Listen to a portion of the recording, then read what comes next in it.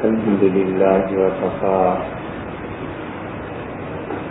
وسلام على عباده الذين اصطفى أما بعد. اللہ تعالی نے لوگوں کو یہ حکم دیا ہے کہ وہ اللہ سے دعا مانگیں.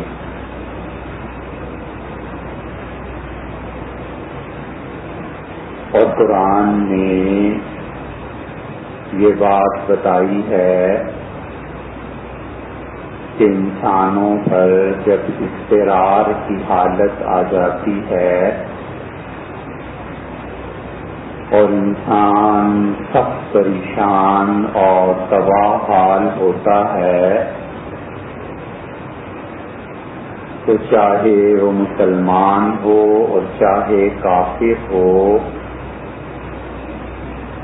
اس انسان کی دعا اللہ کے ہاں قبولیت کا درجہ پا سکتی ہے.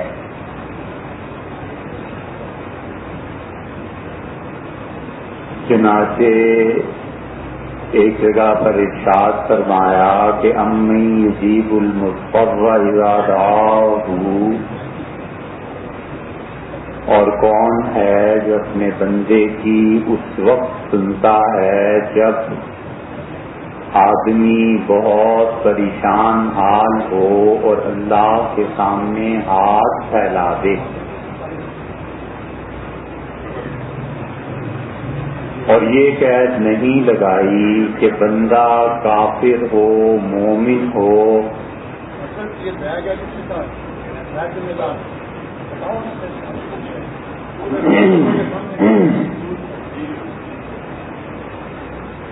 اور اللہ نے یہ قید نہیں لگائی کہ بندہ مومن ہو کافر ہو، بس یہ کہا کہ جب اس پر اضطرار کی کیفیت طاری ہو جائے تو اللہ اپنے بندے کی دعا سنتا ہے.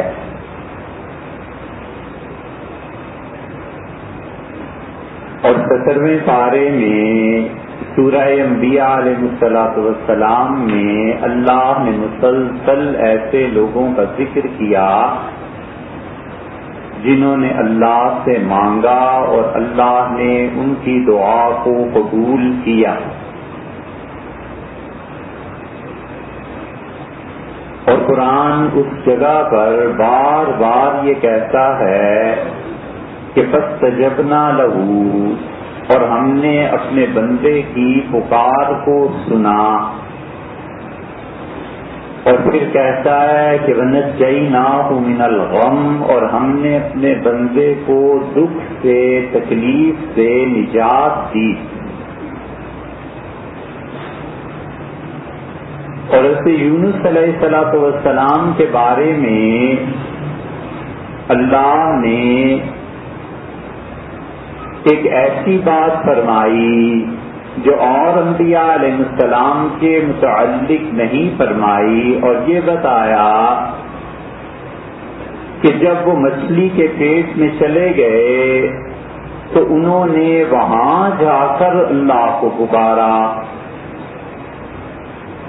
کسی کے وہم و گمان میں نہیں آ سکتا کہ اب بھی زندگی مجھے مل سکتی ہے. تو نبوت کا طرز عمل یہ بتاتا ہے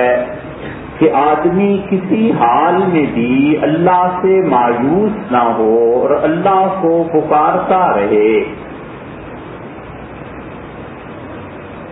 اور قرآن اس کی دوسری مثال بتاتا ہے کہ شیطان اللہ سے واقف تھا اور اسے پتا تھا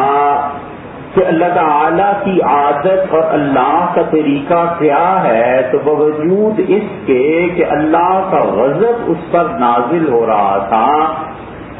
اور اللہ نے کہا وَإِنَّ عَلَيْكَ لَعْنَتِي، اور میری پھٹکار تجھ پر پڑے، اس لعنت کے باوجود اس نے دعا مانگی اللہ سے اور کہا کہ مجھے قیامت تک کی زندگی دے دیں. اللہ نے فرمایا ہم نے مان لی. وہ جانتا تھا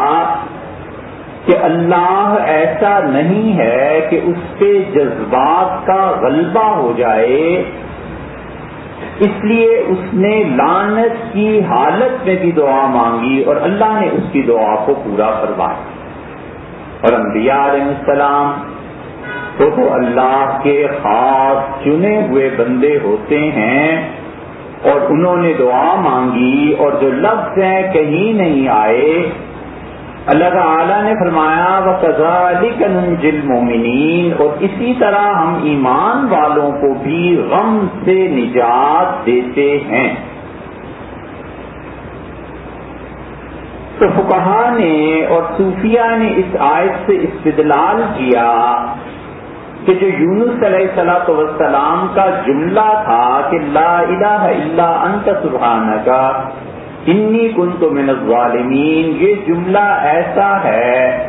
جس کے متعلق اللہ نے بتایا کہ ایمان والوں کو بھی اگر دکھ اور غم سے نجات چاہیے تو اس جملے کو پڑھیں۔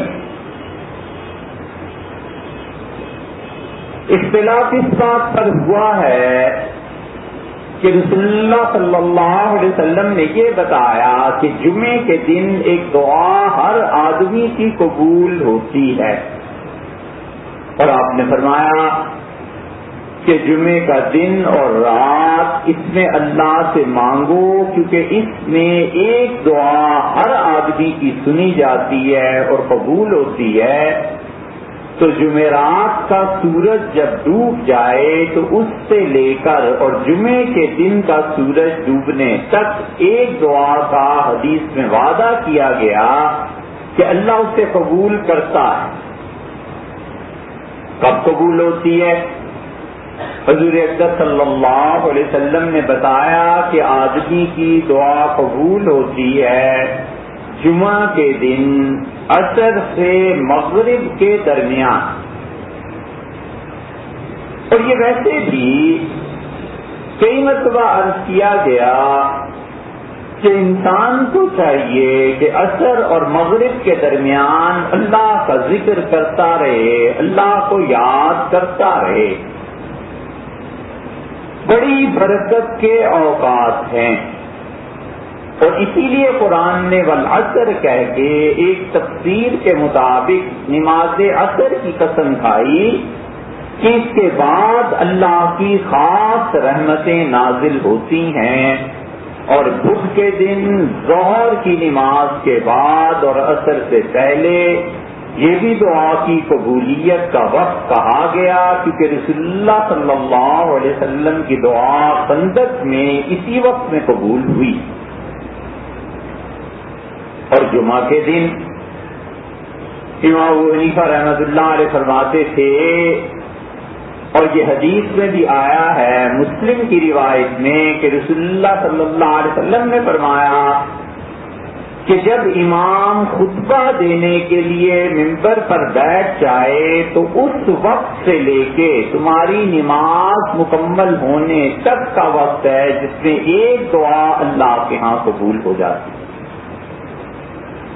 دوسری طرف حدیث میں ہے کہ اذا خرج الامام، اور جب امام آ جائے فلا صلاۃ ولا کلام، تو پھر نہ کوئی نماز پڑھو اور نہ کسی سے بات کرو، حتیٰ کہ اس خطبے کے دوران جو عربی کا خطبہ ہوتا ہے،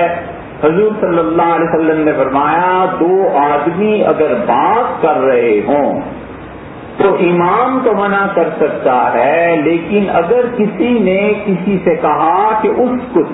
چپ رہ، اس آدمی نے بھی جمعے کا ثواب کھو دیا۔ اتنی سخت پابندی کہ بالکل بات نہیں کرتی۔ حضرت عبداللہ ابن عمر رضی اللہ عنہما بیٹھے ہوئے تھے اور دو آدمی جمعے میں آپس میں باتیں کر رہے تھے، اور ایک یہ بھی ادب ہے سیکھنا چاہیے، اور ابن عمر رضی اللہ عنہ ان دونوں کے ساتھ تیسرے آدمی بس بیٹھے ہوئے تھے، تو ایک آدمی باہر سے آیا اور اس نے ان دونوں کو کہا کہ باتیں نہ کرو۔ تو جب نماز پوری ہوئی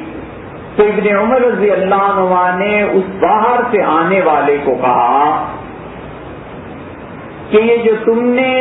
کہا کہ چپ رہو تو تم تو جاہل ہو، مسئلہ نہیں سیکھا. اور وہ جو باتیں کر رہا تھا صاحب کا حمار، وہ گدھا تھا. مطلب یہ تھا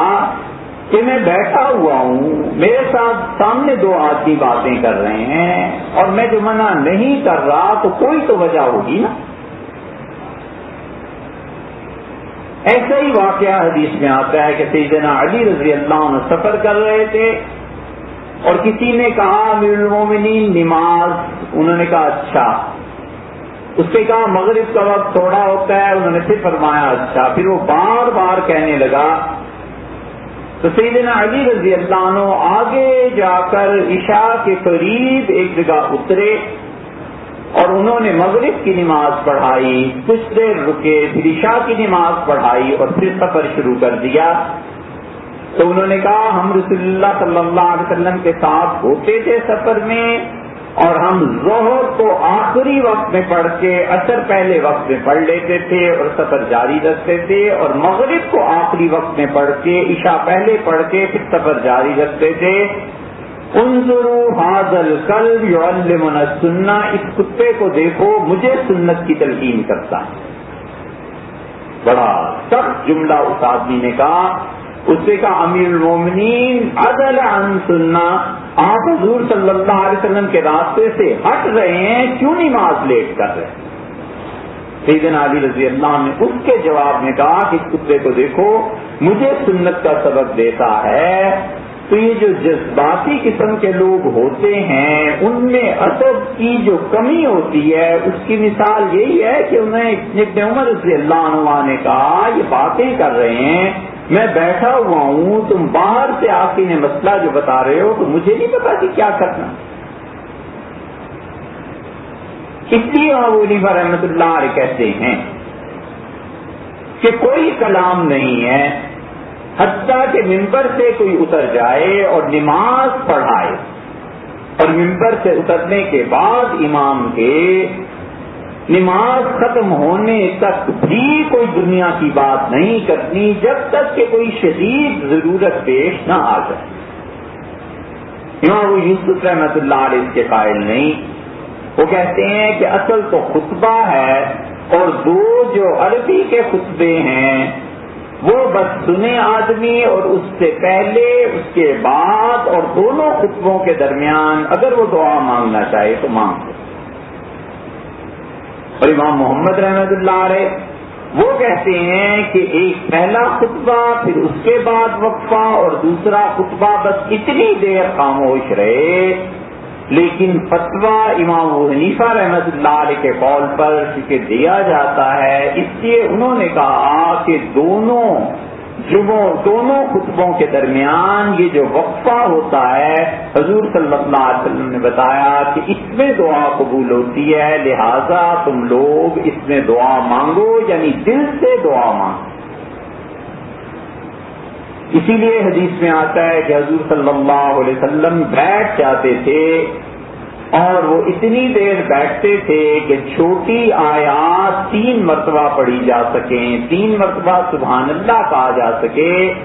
اس میں کوئی آدمی دونوں خطبوں کے درمیان دعا مانگ لے تو امام ابو یوسف رحمۃ اللہ علیہ کے نزدیک صحیح ہے. حنفی اس طرف بھی گئے ہیں کوئی آدمی خاموش رہے اور دل میں دعا مانگے یہ سب سے اچھا ہے، اور کوئی آدمی اس کے بعد امام کے نماز پڑھانے سے پہلے دعا مانگتا رہے یہ بھی درست ہے. حنفی فقہا اس طرف بھی گئے. اور اس کی وجہ ایک اور حدیث ہے، اور وہ رسول اللہ صلی اللہ علیہ وسلم نے فرمایا کہ لوگوں ہر آذان اور اقامت کے درمیان دعا مانگا کرو وہ قبول ہوتی ہے. ہر آذان اور اقامت کے درمیان انسان نماز کے لیے آتا ہے، 2 بجے فرض کیجئے نماز ہے، 1:45 بجے آذان ہو گئی، اب وہ مسجد میں آتا ہے، بیٹھا رہتا ہے، ادھر ادھر دیکھتا ہے، ابھی 2 منٹ ہیں 3 منٹ ہیں نماز میں، حضور صلی اللہ علیہ وسلم نے بتایا کہ 1 منٹ بھی ضائع نہیں کرنا،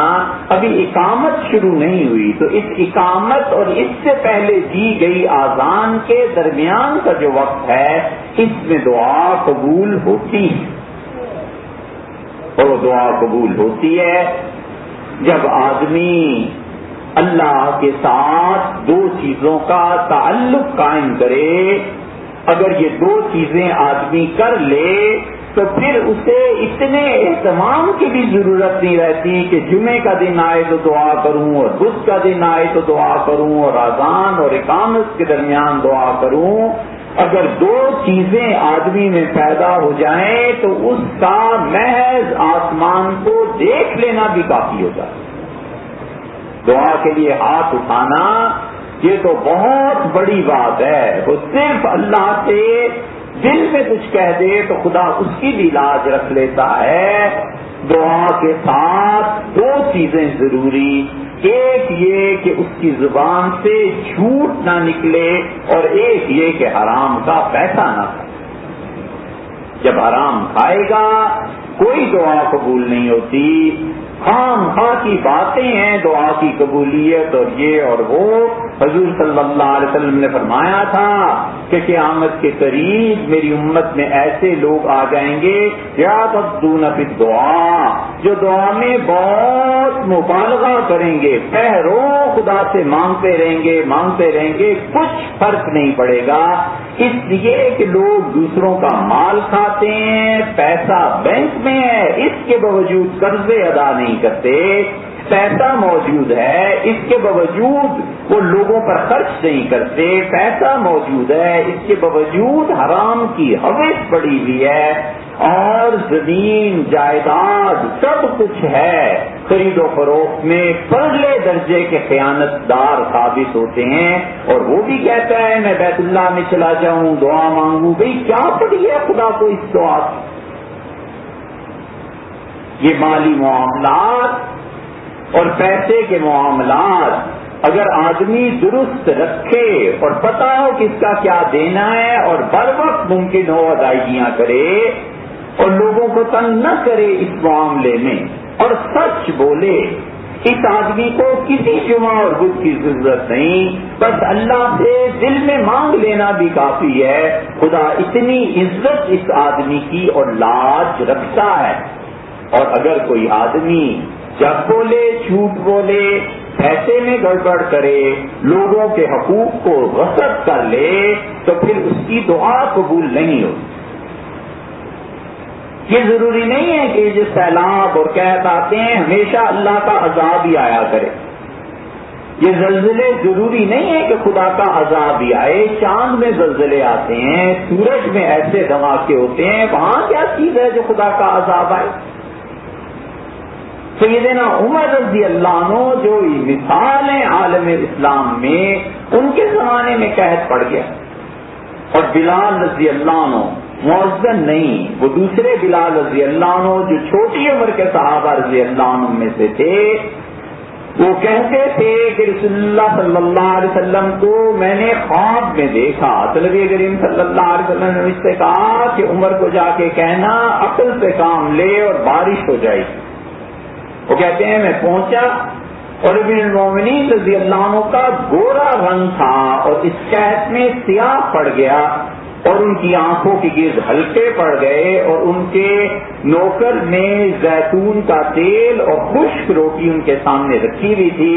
تو امیر المومنین بڑے خوش ہوئے اور فرمایا الحمدللہ میں نے جو تیل لوگوں میں تقسیم کیا تو جہاں تک تعلق ہے سب کو تیل مل گیا۔ انہوں نے کہا نہیں امیر المومنین، تیل ناکافی ہو گیا، فلاں قبیلہ بھی قحط میں مبتلا ہے، تو تیل کا پیالہ اٹھا دیا اور فرمایا جب تک میری رعایا کے ہر فرد کو زیتون کا تیل نہیں ملتا عمر کے لیے یہ حرام،